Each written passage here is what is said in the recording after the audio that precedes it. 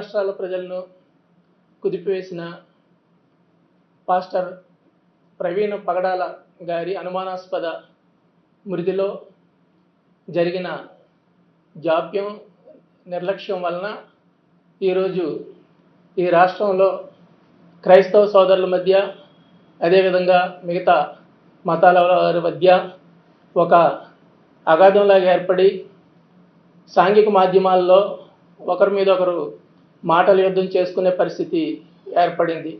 దీనికి ముఖ్య కారణం ఈ యొక్క రాష్ట్రంలోని ఈ కూటమి ప్రభుత్వం ఏదైతే వారు ఈ అనుమానాస్పద మృతిని మొదటిగా ఐడెంటిఫై చేసి సంఘటన జరిగిన దగ్గర నుంచి కూడా వారు సంఘటన ప్రాంతంలోని వస్తువులను సేకరించడంలో అయితేనేమి, అదేవిధంగా రాజమండ్రి హాస్పిటల్కి తీసుకొచ్చిన తర్వాత శవ పంచాయతీ జరిగిన దగ్గర నుంచి, అదేవిధంగా పోస్ట్ మార్టం జరిగినప్పటి వరకు కూడా వీరు చేసిన నిర్లక్ష్యం వలన, వీరు చేసిన అలసత్వం వల్లనే ఈరోజు ఈ అనుమానాలు ఈ రాష్ట్రంలోని క్రైస్తవ సోదర హృదయాల్లో మెదులుతున్నాయి.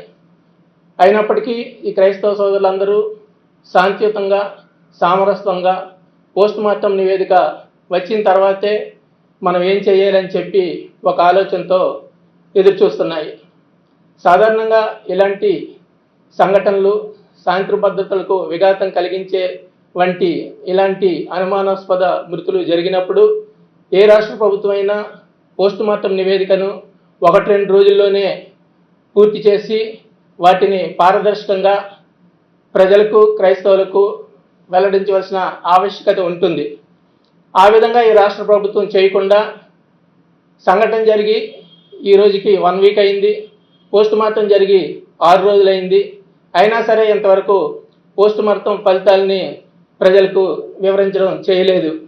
ఈలోగా అత్యుత్సాహంతో ఈ రాష్ట్రంలోని కొన్ని తెలుగు పత్రికలు వారి యొక్క సొంత కథనాలతో కథలను అల్లుతూ ప్రజల్లో భయభ్రాంతులుగా గురి చేస్తూ రెండు మతాల మధ్యన చిచ్చులు పెట్టే విధంగా చేస్తున్న కథనాలు, వీటన్నిటినీ కూడా ఈ రాష్ట్ర ప్రభుత్వమే అరికట్టి వాటిని ఈ కథనాలు రాకముందే ఈ రాష్ట్ర ప్రభుత్వమే ఈ దర్యాప్తు విషయం అయితే కానీ, ఈ యొక్క పోస్ట్ మార్టం విషయం అయితే కానీ వాస్తవాలను పారదర్శకంగా ప్రజలందరికీ వెళ్ళవలసిన ఆవశ్యకత ఎంతైనా ఉంది. ఆ విషయంలో ఈ యొక్క రాష్ట్ర ప్రభుత్వం మొత్తంగా ఫెయిల్యూర్ అయింది. ఇప్పటికే రాష్ట్ర ప్రజలందరూ తిరుగుబాటు ద్వారంతో ఎదురు చూస్తున్నారు. ఎవరికైనా శాంతికైనా, సహనానికైనా ఒక హద్దు ఉంటుంది. ఈ కూటమి నాయకులు ఇప్పటికైనా కళ్ళు తెరిచి పోలీస్ అధికారులతోనూ మాట్లాడి ఇంకా జాప్యం చేయకుండా ఈ యొక్క పోస్ట్ మార్టం రిపోర్ట్ని ముందుగా బయలుపరచాలి. అదేవిధంగా కుటుంబ సభ్యులు, ఈ రాష్ట్రంలోని క్రైస్తవులు, అదేవిధంగా ఈ రాష్ట్ర ప్రజలందరికీ కూడా ఒక సమాధానాన్ని ఈ రాష్ట్ర ప్రభుత్వం చెప్పవలసిన బాధ్యత ఉంది. సంఘటన ఏమైనప్పటికీ కూడా మేము చక్కగానే నిర్వహిస్తున్నాం అనే గర్వంతో ఈ యొక్క పోలీసులు ప్రవర్తిస్తున్న తీరు మేము ఖండిస్తున్నాం. మీరు ఎంత నిజాయితీతో మీరు చేస్తున్నారని మీరు అనుకున్నా కూడా ప్రజలకు అనుమానం రాకుండా ఉండే విధంగా మీ దర్యాప్తు సాగితేనే మీ దర్యాప్తు మీద ఈ ప్రజలకు ఒక నమ్మకం ఉంటుంది. రేపు మీరు ఇచ్చే రిపోర్ట్ మీద కూడా ఈ ప్రజలకు ఒక నమ్మకం ఉంటుందని తెలియజేస్తాను.